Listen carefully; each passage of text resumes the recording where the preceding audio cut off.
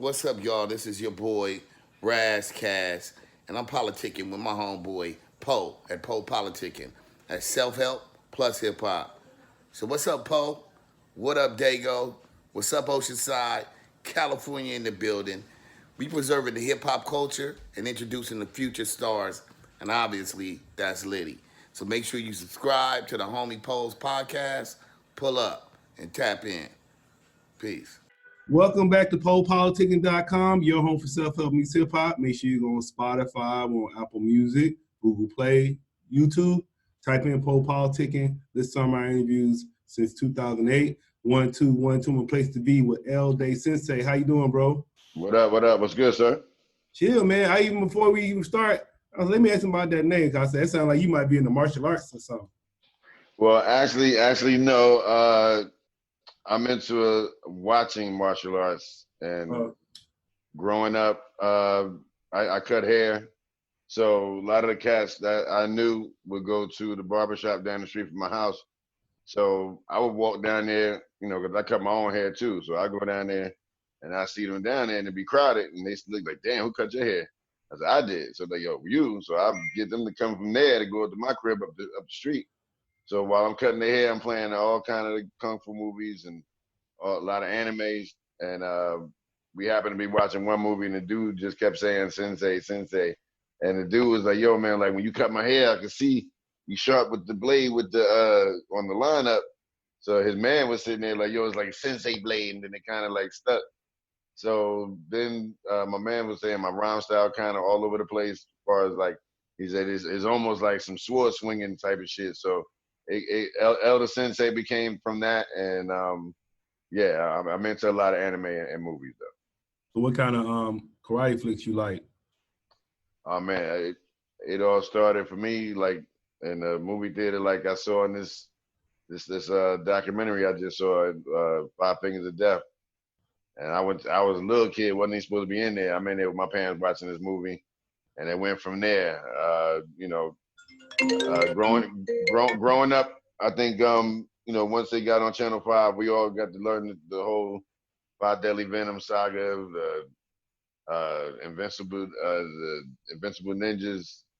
You had the what's the one? The Crippled Avengers, Superpower. It was of course Bruce Lee movies, but I grew up to like a bunch of other stuff that people probably didn't know, and then that's how I got into the anime stuff too. What anime you be watching? Well, anime for me started as a kid. I remember this one movie called Jesse Dart. I used to have a lot of the Shogun Warrior toys where they had these like life size. It was about this high off the ground, but they had wheels on their feet. You could change the arms, put missiles on them. So I grew up with that. Speed Racer as a kid, and then people don't realize Transformers was a form of anime because there was a lot of Japanese people working on those cartoons, even G.I. Joe. So it got into Voltron, but then I started, I was always deep into it. And I remember waking up one morning, 6 o'clock in the morning, I'm looking at Robotech. I'm like, what the hell is this? And it was like half of a Transformer and the legs was coming out. I'm like, oh, what the hell is this? So that's when I went in further. So this was like maybe like 85, 86. So I've been into anime since then, to where like, I got into Fist of the North Star, Ninja Scroll, Wicked City, few movies that I grew up watching that's like cult classics today. So I try to get a lot of people into it, because it's not about the cartoon aspect of it for me. I'm an artist, so I take pointers in what I watch, and I collected comic books coming up as a kid as well. So I had my head heavy into the books and just drawing. I've been drawing since I was 5 years old, so I've been into it since then. Do you watch the Boondocks? Yeah, I watched that. Even that's anime right there too. That whole cartoon, that whole thing is anime.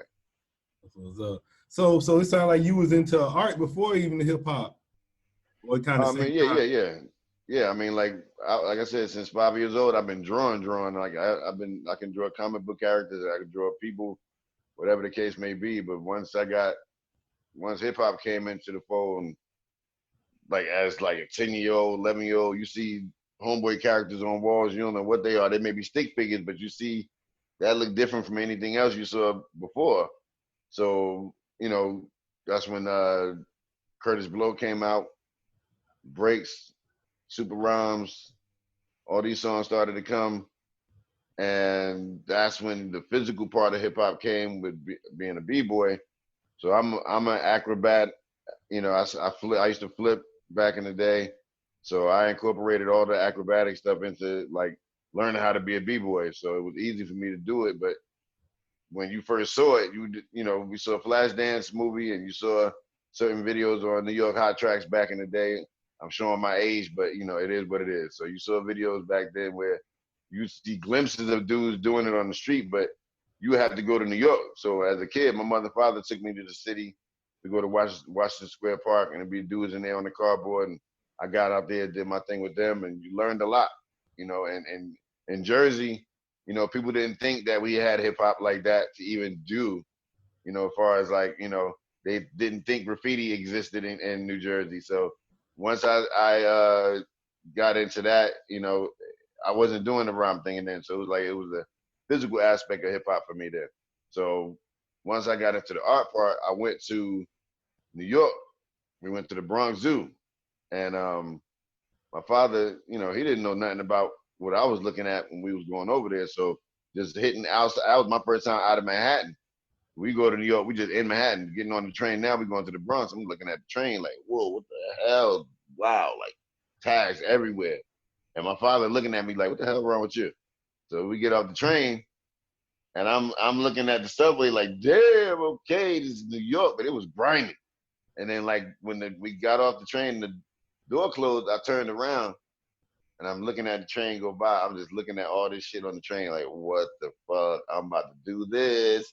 And my father still had no idea what I'm thinking about. But then we go outside and like, bro, we get off the train.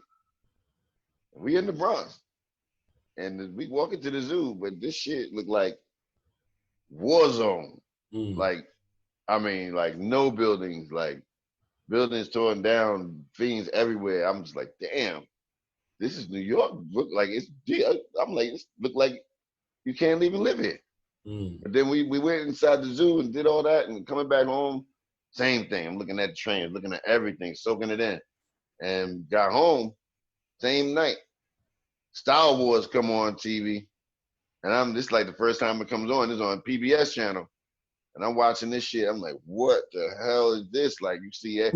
Even K Slay is in that movie, that documentary. So you see, I'm looking at all the graph that's on this thing now. I'm looking at every element of hip hop is in this Star Wars movie.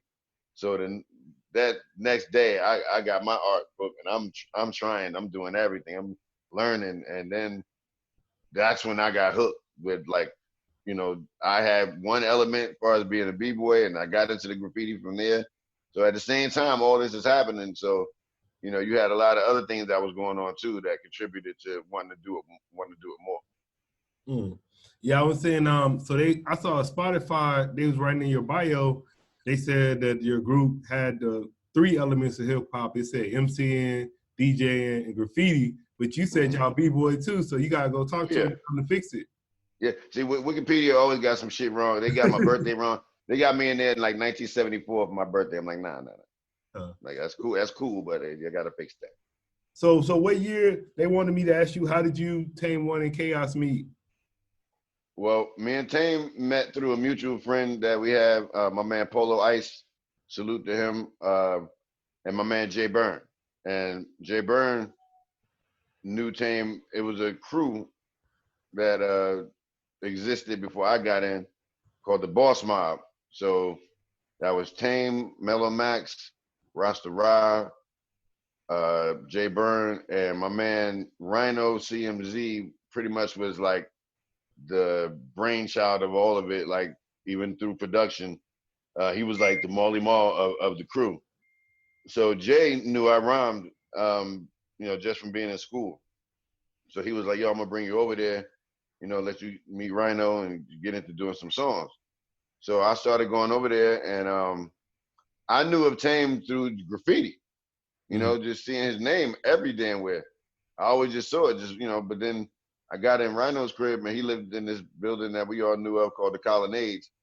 And I went, as soon as I got in the room, it was just like graffiti everywhere. And I just saw Tame. Like, oh shit. So I asked, like, yo, he be here? They was like, yeah. I think they said, yeah. I said, he round too? Like, yeah, he be over here too. So I just got into doing my demos.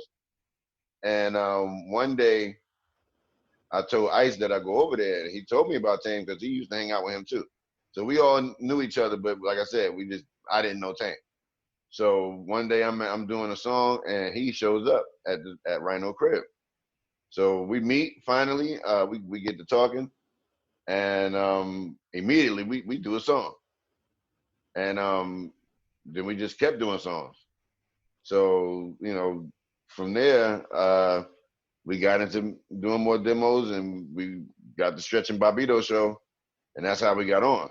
And Chaos, we met Chaos in like '89, and he was actually in a contest that we had did a few times in Newark at this park called Military Park, and he had a group that he was in, but me and Tame, we just happened to be walking downtown, and we know that this thing is going on, but walking up to the spot, to the park, we hear this music playing. We like, damn. Normally, it's not always groups that are going there with like a good, song quality and know what they're doing. These dudes knew what they were doing, and when we got up to them to the stage, Chaos at this point was doing the routine from Manifest, Gangstar. He's back to Chaos. So we saw him DJing. He was doing his routine, and we walked up to him like, damn, like, how you learn how to DJ? Because like I said, it ain't too many people in Jersey we knew that did type of shit that we knew they was doing in New York. So we got his number. I always kept in contact with him. Once we got the deal, I was even contacting him. I would let him hear songs over the phone. Then Rock Raider was our DJ before Chaos. So we were sharing Rock Raider with Showbiz and AG. And he was in the X-Men at the same time. So it got to a point where, a lot of the cuts you hear on the album, the first album, Come On With the Get Down, any scratches on the first album, Rock Raider did those. Mm-hmm. Even on the Dynamite Soul remix. But then, like, hanging with Raider a lot, I saw him getting into this DMC shit real serious. So I would go over his crib, and Boogie Blind would be there. This one, he was like, protege status. You said DMC shit? Yeah, listen. You said DMC shit. Yeah, I seen him, when I would be over his crib and he'd be practicing. And then Boogie would tell me, like, yo, he about to really, like, get into this, like, now. Like, I'm like, okay. So I seen him practicing the routine for this group home setup he had. And that's when he told me, like, yo, I'm about to try out and get in it. And I'm like, nigga, you good enough. I know you can win the shit. But, like, he was determined. So once he got into it, he said, yo, I'm going to have to start doing this and practicing, and I'm going to have to travel. So we had to get another DJ. So this where Chaos come into play. I remember me and Tame was in, I think, Texas. We had just did a show. And the next day, I was like, I told Tame about Raider, and he was like, yo, so what we going to do? I was like, look, I'm going to call Chaos. I'm like, let's call him now. So we call him. We wake him up. We're like, yo, what you doing? He's like, nothing. What up? I'm like, no, like, what are you doing, yo? He's like right now? Like, no, yeah, period. What you doing? He's like, well, nothing. I said, all right, so you still DJing, like, for your people? He's like, not right now. What's up? I was like, we need a DJ. And instantly, boom, that was it. But we told Raider, and Raider was like, yo, I want to meet him. And we was like, meet him. Like, he's like, yo, I want to see who's taking my place. So just so happened, we had this spot we used to go to on Wednesday nights out here called the Pipeline. And we used to go there, like, just, have our parties, our shows. That's why everybody met up. And Raider and them came there, him and Sinister came to, perform and do a little set. And he knew Chaos was going to be there. So this night, I told Chaos what was going on. I was like, yo, your man want to meet you, and kind of like audition. So we had the second album, like, done. So Raider never heard it. So he came to Jersey before they went and did their set. He was instantly, as soon as he get there, he's like, yo, where your man at? We was like, oh, shit. So he's like, Chaos met him a few times. So he was like, yo, look, let's go in let's roll up. and get in the van. So we go in there, start rolling up. He throw the CD on. He said, yo, I don't want to hear this Raider. I don't want to hear no talking. Just play the album. Let me hear what he sound like. And maybe like by the middle of the record, he's looking at Chaos like, we still smoking. Maybe like one song, This Is the Way. He got to that song, and Raider he stopped it. He looked at Chaos. He said, all right, yo, you good. You good. He said, I approve. I approve. I said, all right, cool. So that's really like how Chaos got in the group. Yeah, I said, I was thinking, how would you want to talk about like the legacy of your group, like especially y'all like coming up in that era? And I think like even though y'all came in that golden era hip hop, y'all still had like classic albums that people still recognize today. Well, I'm proud of what me and Tame did. I won't necessarily say did for ourselves, but did for hip hop. We got in it initially to give our 2 cents and show how nice we was from Jersey and, you know, represent. That's all we was doing. We was also doing the business thing as well, but we also knew how big of a monster the industry was and how small we were. But in that, we knew, like, you know, if that's the case, let's just go all out on our accord to say, like, this is what we wanted to be from the gate. And, you know, hopefully people be like, you know, at the end of the day, they did what they wanted to do. The label didn't really bother us too much on what we was doing. It was just so much they didn't know, like, what they had as far as how to market it. You know, we was up against a lot with going from Big Beat to Atlantic Records, because now we joined in with everybody else. So it was like Junior Mafia and Lil Kim. Skills was there for a minute, you know, and it was just like that label wasn't a hip hop label, say so, like a Def Jam or Loud Records. So, you know, we had people there that was rocking with us and rooting for us and working hard for us, but it got to a point where it was a lot trying to just keep up with that. So as far as the group was concerned, even for the label, they knew after what we was doing and what we accomplished and what we stood for at the same time. On a business level, for them, it was hard to try to see where they wanted us to go. So, like, legacy-wise, we left a mark with them so much to say where they even know today that they're still selling that product, and we don't have a bad name attached to being with them. So just as much as we made sure when we was off that label, we had our name to take with us and not be, you know, stuck with that and have to change our name. And we just made sure a lot of things we wanted to do when we got off to keep that legacy going even after we was off the label. Because what we did in a shorter time, even if it wasn't a gold record or anything like that, you know, for the history of Atlantic Records, we did good for 2 records that we did with them, just far as like sticking to our guns.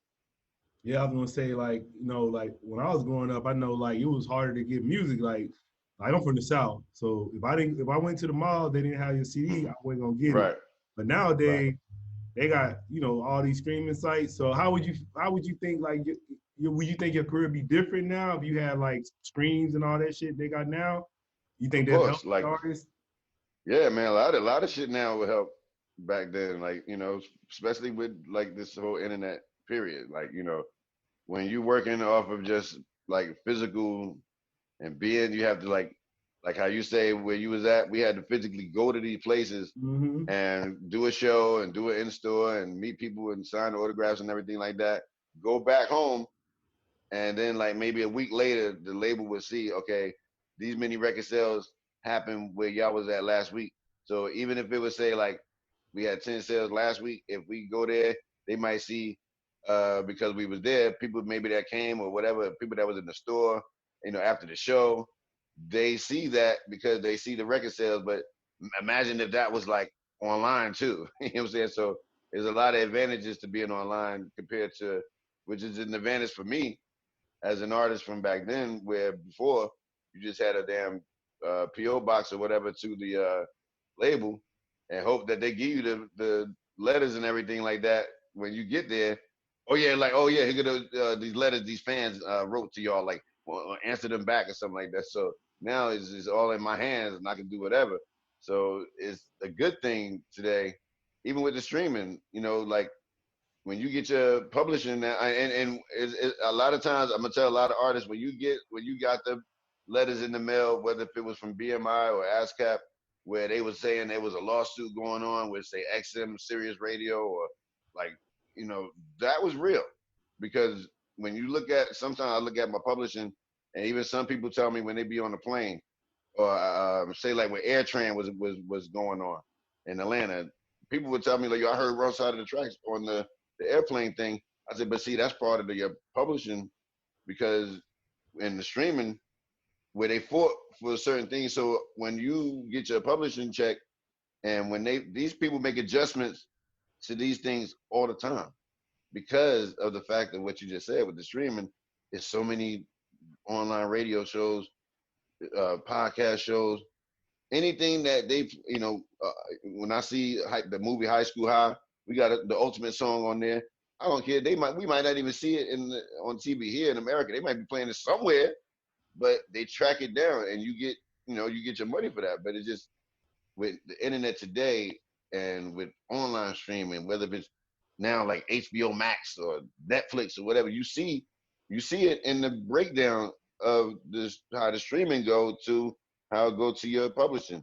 So if you got and I know I'm going crazy, but if you got a publishing deal or anything like that on BMI, you want to make sure that whoever that person is that's working your account, they show you the new breakdowns of how this shit is different. Because I have my man do that for me, and he told me like, "Oh, it's different now when you look at this streaming shit. So I gotta adjust the rates to your songs because of how many streams are going on.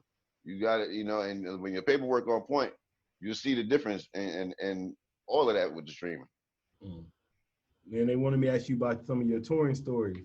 Like, who did you first go on tour with when y'all got on? Okay, well, first tour, I wouldn't even say tour, but when we went to Cali, the label asked us like, where y'all want to go first to do your promo tour? So we was like, well, shit, we from the East Coast, so we didn't want to stay home. So like, let's go out west. So that was like crazy because we never been to California. I never been on a plane even at that point. So this 94, and only thing we knew about Cali was movies and gangs and colors, and I'm like, damn, I can't wear none of this right here. None of this, none of that low shit. I made sure not to pack so much stuff, but my man was like, you all right, bro. They are not looking at you like you on some gang shit. So trust me, you all right. So, and I brought all that stuff out there. And we did a retail rep run for, Warner Brothers and how they had the labels with Razzcast when he first even started. So we did a run with him. We did a few shows with him, radio runs. But like that was a tour more or less. Right there though. Yeah, man. Like we did. I would say we did it. They at one point, Cali had this thing called Unity. The Unity shows. My man Bigger B, he was the first dude to book artifacts in California. So and these shows he did was famous. He booked us a few times, even with Wu-Tang. I could tell you that. Yeah, that show was nuts. Man, it was so crowded in this building. Old Dirty came out on stage. I never forget it. Me and Tame and Chaos were sitting in the rafters, we waiting for it to happen. And he came out there with a Tommy Hilfiger bathrobe on, everything with Tommy Hill. He had the hat on, some underwear on it. He had flip flops on, socks. He was like, "Yo, just got out the hospital. Y'all don't even know I had gonorrhea." I was like, "Oh wow!"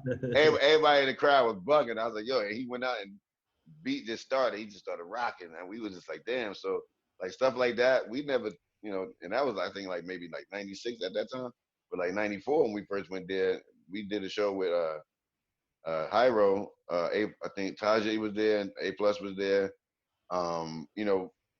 Tash was there. We didn't know, half the people was gonna be there, but to be out there for the first time and get that much love as we did, not knowing how it was gonna be for us, coming from Jersey, East Coast dudes, we fit right in, and it was wild, man. We met a lot of people, but like we was out there for like maybe 3 weeks, and that prepped us for like a lot of things early to where we started going to like Europe. We went to Europe in like '96. And that I got the first show we did was in Copenhagen. I lost my damn passport the same night doing sound check. We in the sound check doing in the club. I'm doing fucking head spins and back spins. I'm doing windmills, just bugging. And then we got to the hotel and we was with um, um, a few people, man. And it was like I got to the hotel looking for my shit. Like, oh my god, I ain't want to tell nobody.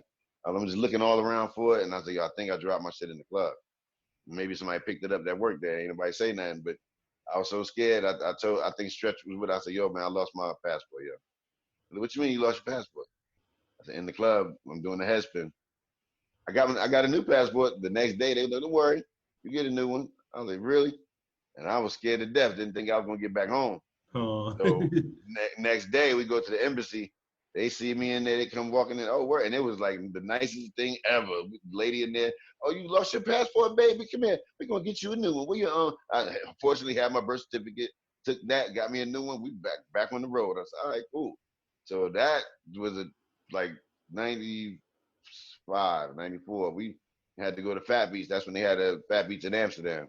And that's, that was crazy. That was nice, like, eye-opening thing for the first time to see going over there too, like seeing all these different people that you didn't think knew your song, even speak the language, and we was rocking all them shows. And then even now, man, it's like, that's the one thing that bugged me out about touring.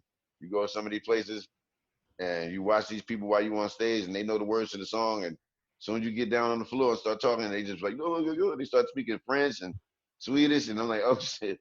I'm like, yo, I thought you could, I thought you spoke English, because you like, yeah, I know words, but not like English talking. I'm like, that's wow. Damn, that's crazy. So what do you think the difference is in the hip hop in the U.S. versus the Europe? I get that question a lot. The difference for me now compared to when I would say, when people ask me like, do they appreciate it more? It's not so much that. It's just that they still practice the laws of what we don't do here no more. Like just in the same as when you go to Japan.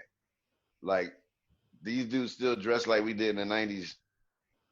Not say so much like the whole look of it, but like still with the dope sneakers and baggy jeans, and they looking at me like I'm looking at them like, damn, they ask me, they go, why New York changed? Why up East Coast changed?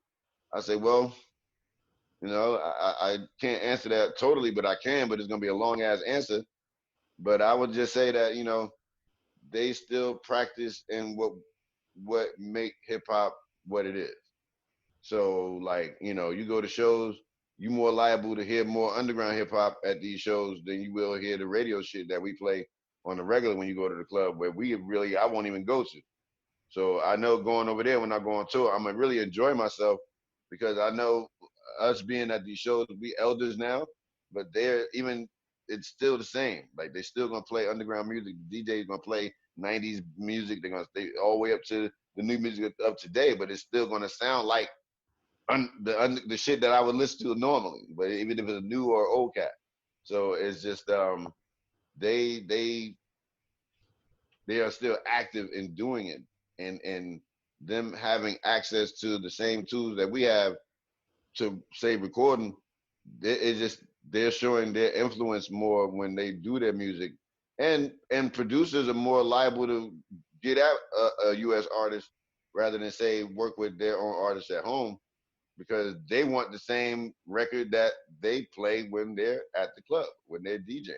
They want that, and so as them being a producer and maybe a DJ that play at a club, if they able to play their own records to people that's in the spot, it's to them like a credit with to say like, look, I'm working with American artists that I grew up listening to, and it's new music.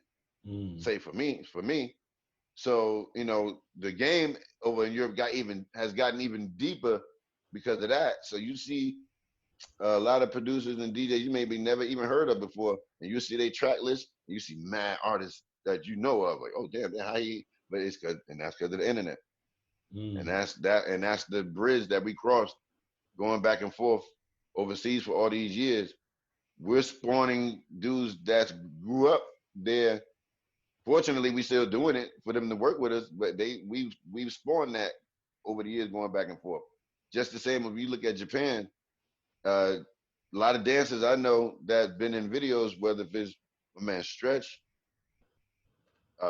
France Low, you know, there's a lot of dudes that go back and forth. Marquest, these dudes go back and forth to Europe and Japan, and you see these cats in school in these schools. They teaching in schools, dance schools, and you see these crowds watching these dudes move because they got to show them this is how we used to do it. This is today, and these dudes are doing moves that they did back in the day in these videos and dancing in the clubs.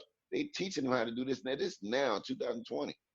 So you know the influence is there. It's just that it's more now that they're like it's like how you look at the NBA with like how the Europeans when they came in, it was just shoot, jumper. Now they come in there super nice because they done grew up watching all the N1 tapes out there. They participate in basketball functions out there where like artists do. Basketball players go out there and they wind up playing in the Europe leagues and they show them how they play. It's like the same. So what's your opinion of the state of hip hop right now, like in the US? It's not like how it was before. Like, you know, when we had songs like I Used to Love Her with Common, you had certain songs where you felt like it was an enemy system, industry system, where it was holding the underground music back and only mainstream. And today is nothing like that today, especially my age group. It's for me personally to see all what's happening right now compared to how we was coming up. I don't feel anything like how I felt when I was like when we was making records to say. I mean, I guess we was in it so much where you know, you was trying to stay alive. But today is like it's kind of comical, you know, when you look at how this shit is like it's changing a little bit because a lot of like social things are happening right now. So I don't think a lot of people want to hear some of these dudes' songs where they, you know, talking about a bunch of nothing. Is a lot of change got to happen with that, and fortunately, I think it probably will because it takes people to wake up to understand that these dudes is getting bread. I ain't got nothing against that, but they'll never have a versus like how we have today, where these artists that we grew up listening to can do this. They can't have a throwback night with these records that they're making today, where they get the same feeling when we hear, say, Eric B. and Rakim record or Public Enemy record when we in the club, or just hearing it, period. You know, so it's like, I don't think about, I feel bad for them now because they have no, it's just like no substance. Like, you know, my son is 17 now, and I try to make him watch a lot of these hip hop documentaries on Netflix or anything online, especially on YouTube, to let him understand that, you know, he get it.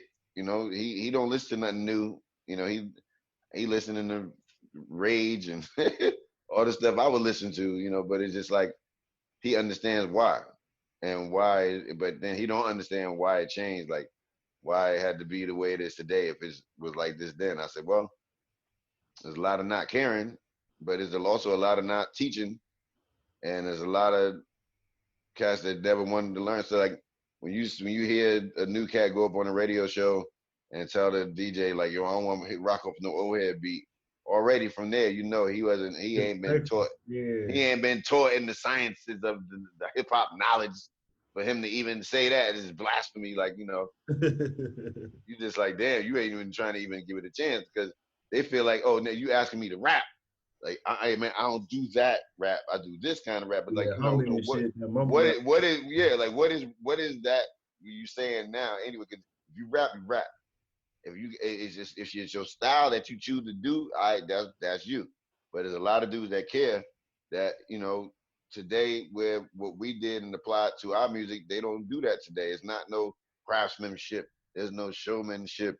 There's no vocabulary. There is no imagination in your thoughts and your words. So there's none of that where you leave feeling like how if you heard a KRS-One, you must learn.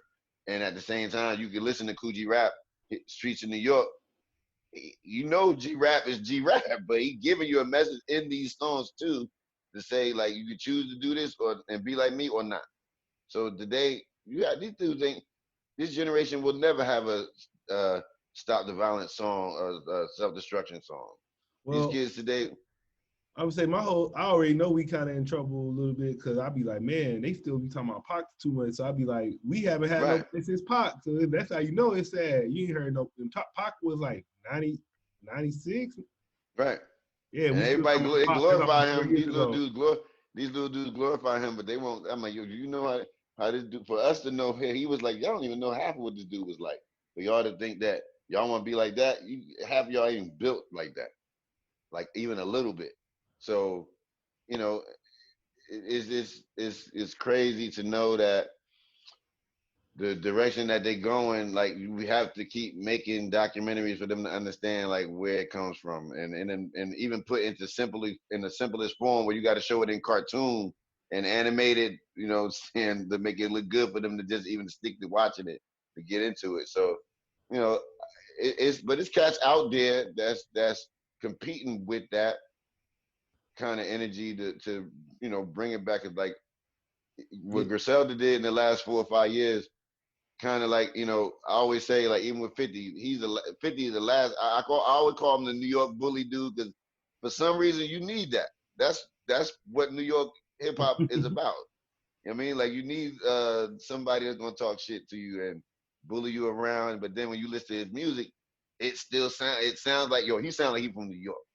Like, it's no question about it. So, if more dudes practice that here on our side on our side of the America, we could probably get it back to a certain way. But I think with online that helps too, because it's not gonna be like the radio how it used to be, where you hear a variety of shit. So you got online radio for that, and there's a lot of stations to listen to and choose from.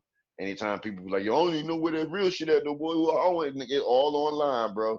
We funk radio is all over the place. It's like, so much. Everybody's still that. Even my man Ron G is still on the radio, playing music online. So if you even want that type of shit to listen to, so it's there. Yeah, I was gonna say because I know with my show, like I preserve the hip hop culture, but then I'm trying to introduce the new people. So what are some ways you think we can preserve the culture? Because how you talking now, so imagine how it's gonna be 30 years from now if you talking like That's that. what I'm saying. That's It's what gonna I'm be some saying. hard It's shit. I like already know what it's gonna be. I was like, man, I think it's I don't know what they're gonna be talking like then. Like, it might be a whole nother like digital language. I don't know, but even it's like I saw somebody put up a post where I think it was Vince Carter and, oh damn it, I can't remember the other person. It's like maybe like 2 players left in the NBA that's still from the night that got drafted in the 90s. yeah. Well, Vince And Carter gone now. He retired. yeah, but I mean, The like, last one. right. So when you think about that, as like, even when you think about football, like how when you watch uh, Peyton Manning go, and like certain dudes about Drew Brees probably about to go soon. All these dudes go that you grew up watching just balling out. Is like, damn, like, who gonna take their place? Mm-hmm. Like, and that's when you start thinking about your team. Like, damn, who going? That's when you start paying attention to other shit like the draft and the combine. Like, all right, so that's how it is with hip hop too. It's like you looking at the torch being passed, and it's like you have hope when you see dudes like Kendrick and J. Cole, as far as like Joey Badass, Griselda. When you see these dudes like that, you be like, word, there's hope. There's hope. So when you look at the fans that follow them, they is you got all different levels of, even I like Skyzoo, I like Torre. When you look at these dudes sound like how we sounded when we came up. There's a lot of dudes like that in the industry right now. And when I say industry, I say, and even if it be online or if it be like that, they're still artists. Yeah, we got to Even if shout it's out not. Skyzoo. I think Skyzoo had surgery on his throat. Yes, no doubt. Shout out to him, yo. Hey, listen, my man works hard, and I want, if anybody that know him, just tell him I said stay good, stay up, and take your time coming back. You got enough music out there for everybody to check out, and I'll plug one for you. You know what I'm saying? Metropolitan album. I still play that record, even it's from last November. That record for me, I told Pete, man, it did something for me, like how it gave me from all his, like, say, Soul Survivor album. So I was happy he got to work with him, because when you follow artists, and dudes like that, and you see their path and how they became to where they at right now, you salute them, because my man works hard. He been on Freestyle Fridays to making records, and a lot of dudes don't get to do that. And then I would say, what's your current projects you working on right now? Well, then, I mean, right now, okay, immediately I can say we just recently finished recording and putting together the new Artifacts album with Buck Wild, DITC. Yes, sir. We got 10 joints. Yeah, I don't want to say too many guests right now. It's not a lot, but we got like maybe 2 or 3 that y'all can check out on there. Buck did all the tracks. You know, I got a couple of other projects I'm working on. My boy Jake Palumbo, we got an album called Solving Cases that's coming out soon. Excuse me, we wrapping that up. I got an album with my producer by the name of Tony Galvin. He's out in Atlanta. He's from Miami. We got an album coming out soon, and I got a bunch of people that's on there, new and from our era, my era, so to say. A lot of stuff, man. I got a project with my man from Jersey, Big Joker. We got an album coming soon. We're working on that, about to start mixing. And, you know, I'm just selling my merch online. And that's right now the most I'm doing, because without doing these tours and traveling, there's no getting that bread. So I'm just, you know, always on some other kind of thing. So the merch is where it's at right now. So if y'all follow me, you can follow on my Instagram page. On the top of the page, I tell everybody, you can see in the bio, there's a link there, chilloproductions.com/Elder Sensei, where you can go on there and buy anything you want. You can order there. I'll see everything in the email once you order. You can go in the bio, you see all the music. You could buy me and Sadat's album digitally on there, any Artifact music, even my solo projects. All the links are there as far as for Apple, with the title, with it, it's all there. So I'm mostly doing that. So, you know, music is the key right now until we get to go outside. So, you know, I've been trying to tell all my friends that, like, y'all should be able to come up with the dopest albums of life right now with all this time, we got on our hands. So, you know, that's what I'm doing. I'm saying, who made the logo for the Artifacts? This dude by the name of Dante. Dante, he did a lot of other logos. He did Cypress Hill logos. All the albums up to Black Sunday. He had a clothing line called Third Rail. I don't know if people remember that. Third Rail was a company out of California, and he made a company called Pawn Shop Press, and they would like more or less do graphic arts, and then he stopped doing all of that, and I just recently found out this guy was, you know, was making movies, independent movies and shit I've seen. So, yeah, if you look up Pawn Shop Press online, you might see information on him, or you look at Third Rail Clothing, you might see some information on him. But he had, you know, and if you had any of those hats or T-shirts, if you look at the Third Rail logo, you might see it online. It looks similar to the Artifacts logo, and that's where it came from. Yeah, you got a lot of, like, especially new artists. They still don't be trying to get no merch and nothing. Why is merch? Nah, man, nah. You know, that's crazy, because like when you go to shows, and that's how I learn. I mean, I always try to have merch, but when you go to them shows and you don't have merch, that shit hurt, because it's like that's a whole nother. They be wanting to buy your shit. That's why I be trying to tell them. Listen, I'm like, they'll buy anything really if they really support you. You can sell a fucking lighter with your name on it, and they'll buy it. Yeah, and why not? Why? That's just the point of branding. Like, I was in Japan, and I ain't had no more small shirts, medium shirts. I had like extra large and double X. Them little dudes was in there like, give me that 2X right there. AG was with me too. AG like, yo, they actually buying the big sizes. I like, dude, they do not care. Like, you understand that? But I ain't gonna wear it anyway. This is collectible. I mean, boy, I even had that happen to me, boy. It'd be like the last couple of shirts left, and the dude just be looking at the table. No, he can't fit the shirt. Be like, yo, you know what? Just give it to me anyway. I'm gonna put the shit in the frame or whatever. I just want to take it with me. I was like, hey. Or you can just wait till you get home and order online, bro. You do the same thing. So it's just really about, like, if you care about your brand, if you care about people knowing about who you are, and like you said, your legacy, and if you popping, you should have merch. And if you, Susie Orman said, if you've done something in your life, whether if you was a public figure and somebody knew who you were, you should be able to, for anything you do, get $1,000 a pop every time you do something or close to it. I was like, damn. I was like, that's, you know, but you have to have that in your mind that you can do it and you can get it. And then I was saying I was thinking about something. So what you think about like the groups after like y'all the duos? So what you think about like the Little Brothers and the Outcasts that came after y'all? I think I can see a lot of Little Brother now. When I think about it, I see a lot of y'all and Little Brother a little bit. I don't know if you I know. mean, I would think that for me, like when you look at duos, and I think about like duos like EPMD, because that's who me and Tame That's the kind comp. of where we get our thing from. And I think also, a little bit of Run DMC. You know what I'm saying? Like, so like duos like that make me think about like uh say like De La Soul, where like when you hear dudes rocking and the chemistry is so crazy. Like Styles P and Jadakiss, they have chemistry like that. Where like when I hear these dudes do songs, they ain't even, it's line for line.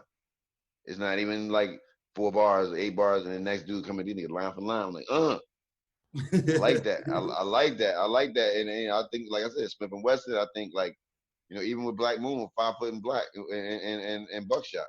I think about even with Outkast. You know what I'm saying? Like when you think about Outkast, I think about hieroglyphics and I think about Bone Thugs and I think about we were all influenced by somebody coming up. But it's just that a duo to me is when you're like this, like, and that's even what me and Tame got. Like when we play off each other or we feed off each other because we know each other. So it's just like when you see something happen, even when we write songs, I'm like I gotta always be on my toes when I'm doing songs with him. So I'm like I gotta like not I can't say nothing garbage. I can't write. And so that makes you better. And even E Double told us a story about him and Parrish, how they came up, how him being with him actually made him a better MC as well. So that's what you get out of being in a duo. You get the partnership, you get the the buddy cop movie thing, good cop, bad cop. Me and Tame is like yin and yang. It's almost like sometimes I would even say, and my man said this to me, but I had already said it. Like if me and Tame had to do like be a TV show and our music was like that, it would be like the Odd Couple. And if people know us, they can see that. Like even with us, period. Even our music. I'm Felix Unger. He's Oscar Madison. Tame is straightforward. Bah, bah, bah, bah. What's up? All right, we doing it. I'm more pragmatic, crafty, but with yin and yang and opposite the track make for great things because he's in our music, he's doing things I'm not doing. And just the same as I'm doing something he's not doing. But when you mix that shit together, it all comes that chemistry and it makes people that's not like him or me get together as well. So it's a different blend of people that's listening to us. Yeah, and I remember the first time when I interviewed him, like I said, I want to say it was around 2008, 9, 10 period. But I remember he said y'all weren't working together again. So what made y'all Right. like put another like get back together and put some more music out? Shit, when we was in Jersey at this Lincoln Park Festival, Rocksteady anniversary, they was there and I was performing this year by myself and do it all from low to the underground, like this home. And we was all there. He came up to me. He said, "Yo, Tame here." I said, "Oh, word, okay." So I didn't see him. So I'm about to get on stage. They got the music. Me and Chaos is up on stage, and we get into a couple of songs. And out of nowhere, I see, and my phone was blowing up too. So I'm looking at my phone, but I'm still trying to perform. I see people like, "Yo, Tame," and I saw one text like he about to come to the stage. And then Do It All comes to me like, "Yo, I'm bringing him to the stage, yo. I don't care." I'm like, "Yo, I wasn't really saying nothing." And he came up on stage, and there's a picture online. I can, it's still there. You can find it easy. Where Tame got his foot up on the speaker, and I'm standing next to him, and we both reaching our hand out to shake each other's hand. And I'm gonna just say that day, Newark, New Jersey was on fire because it was like everybody knew that we wasn't, together like that. So when we did that, I mean, it was like when we touched hands, it was like Wonder Twins activate, and then there was like a wave power just went across the whole park, and everybody was screaming and shit. I was like, oh my god, like yo.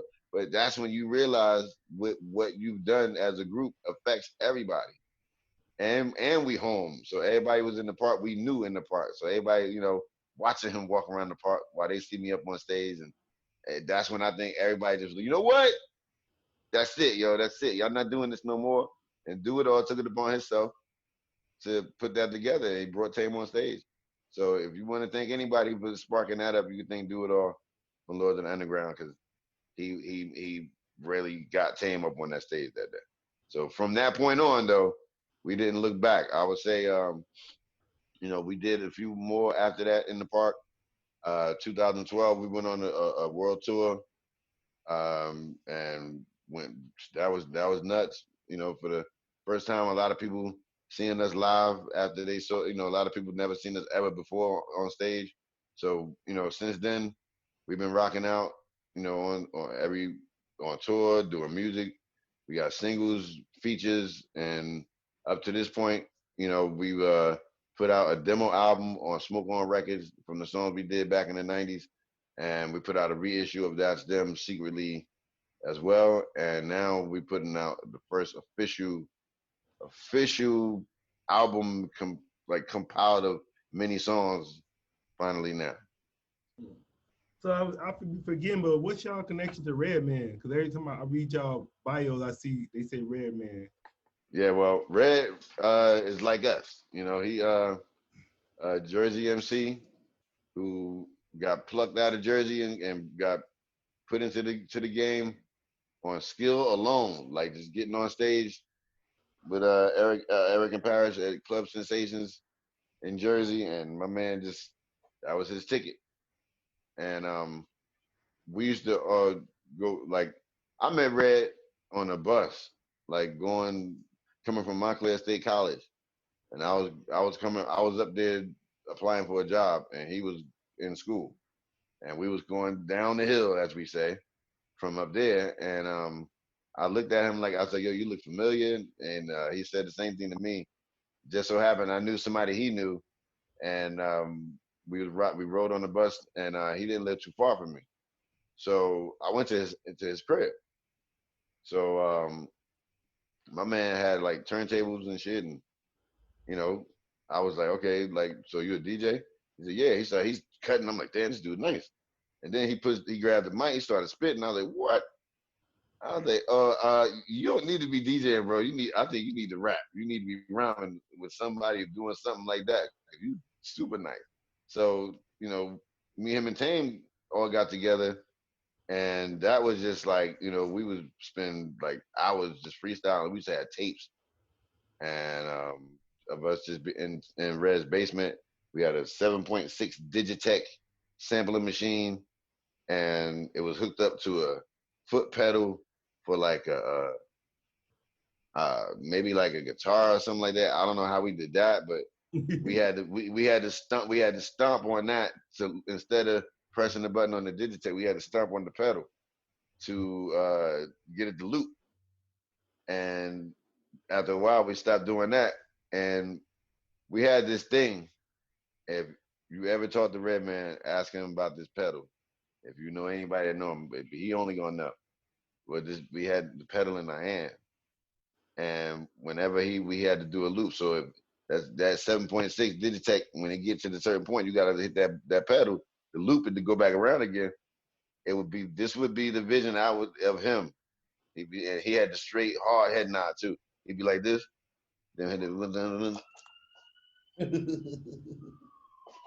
So he hit it. So after a while, when we would not be in the studio or not somewhere recording, it was by habit. We would all do it because we had that pedal so much. We would be out. We would be at a club somewhere, like, not even notice. That's that right there. And my man was like, yo, what is that you doing, yo? I was like, what? He's like, this thing. Don't mind me. That's the pedal action, bro. Uh-huh. So like we used to have fun. We watched the first Rap Mania rather show they had back in the day. We watched that at Red's crib. So that's how deep we go. And to see him doing what he's doing, like far as like even for us, still is we still proud. You know what I'm saying? So once we got our deal, and we was able to do that. Red knew we got the deal. He saw me on the street just riding by, and he was like, "Yo, L, get in the car." I get in the car. He's like, "Yo, I got a beat for y'all." I'm like, "Word?" And it's the beat that you hear on our album on Coming Through Your Block. And I was in the Land Cruiser. He had that shit playing loud. I was like, "Yo, give me the tape." And I went to Tame's house, man, played it for him, and was like, "All right," and that's how he got a production on the album, along with Rockwaller. So that we met him at that night as well when we did the song. What is Rap Mania? Rap Mania was the first pay-per-view hip hop concert ever, where like this was maybe 90, 91. Damn. Maybe around that time. So this show was Slick Rick, Big Daddy Kane, like LL. It was great. LL had a big ass radio on the stage. He came walking up out of that. That was nuts. That's when dudes had props on stage. Niggas don't do that no more either. So, you know, if you get a chance, you can go on YouTube and look that up. You can see the shows up there. And that was like just able to be like to sit home to see a concert like that and not be a boxing match. That was different. That's crazy. You remember how we really had to. Damn, I think it was like $50, $70, something like that. Yeah, back then, that's a lot. Yeah. I mean, but yo, you gotta think, it was a lot of dudes. It was like a big concert, like 2 hours. Yeah, check it out. All the major, every rap star was on this show. So it was crazy. That was a crazy thing. And this was like in one building, and it was a crowd there. So, but they never showed the crowd that much. But it was like you was in the crowd too, watching them on stage. So it was weird. All right, man. I want to say thanks for coming through politicking with me. No doubt, brother. Thanks for having me. Hey, Elder Sensei, Artifacts is coming soon. Shout out to Tame-One. R.I.P. DJ Chaos. I thank y'all for watching. Yeah, we're going to have to get another interview soon. I feel like we could have kept going. Oh, yeah. What's your social media again? Sensei from NJ on IG. That's SENSEI from NJ. And you can catch me on Facebook with my government, Elder Sensei Williams. And I'm on Twitter, just Elder Sensei on that, ELDASENSEI. Being with you, being with you.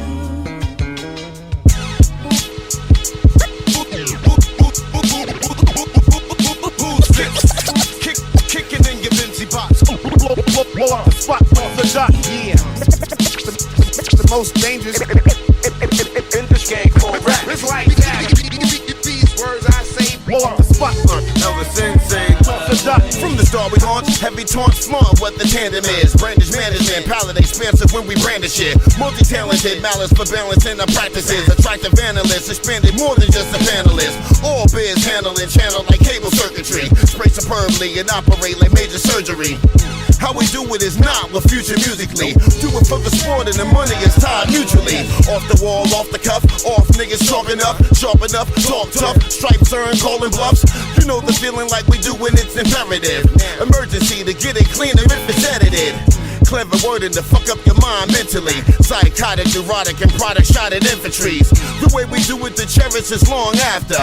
At the crossroads and no control to disaster. Come on, first half, plane tickets, itinerary.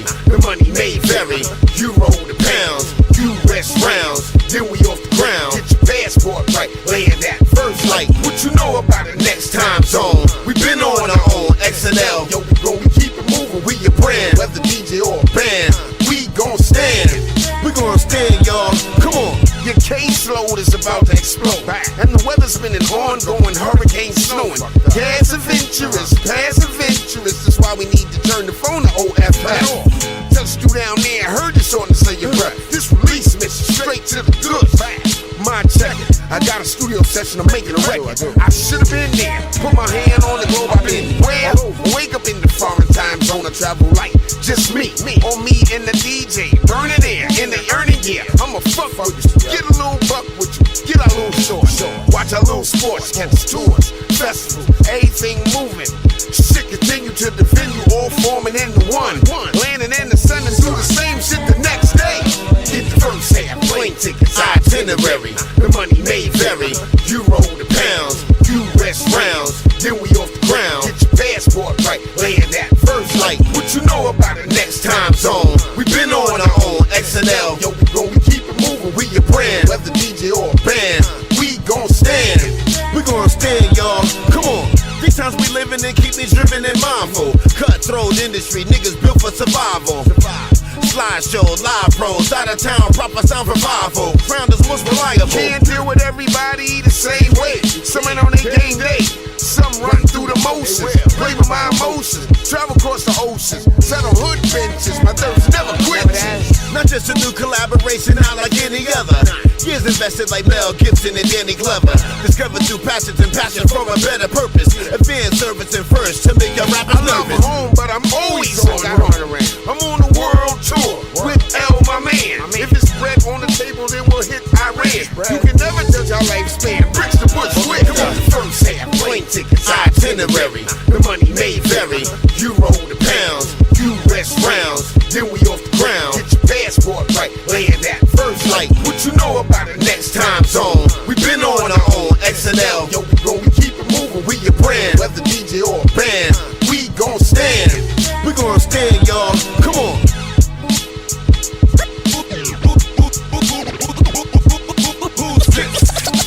Kicking in your Vinci box. Blow up the spot with the dot. Yeah.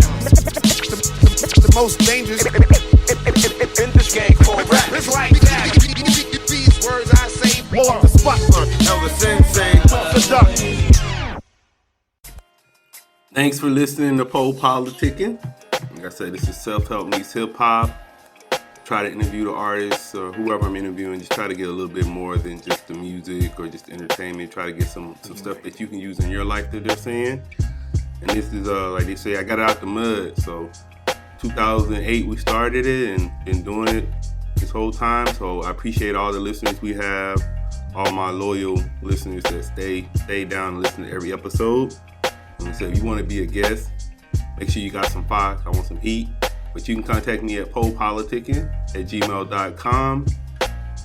Yeah, if you want to be a guest, hit me up. And also make sure you check out the store. We sell merch, rappertshirts.com. Rappertshirts.com. So I got the PoPolitickin merch on there. Got rapper t-shirts, got men's fashion, women's fashion. Got cool stuff on there. Anybody, you want to make donations, you just like what you hear, you're like, it's cool, I want to support this, keep going, because, it takes money to build this and keep growing it. It's Cash App, $PoPolitickin. That's PoPolitickin. I appreciate that. Or PayPal, Venmo. It's always PoPolitickin. And we're also looking for sponsors. So if you have a book, you have an album you're about to come out with, you're a record label, you're a magazine, anybody that has something they're trying to promote, let me know. You can email me at PoPolitickin@gmail. And we can work something out, work out a deal. But yeah, I'm looking for sponsors. So hit me up. And I appreciate all the support. And I'll see you next episode. Holla. PoPolitickin.com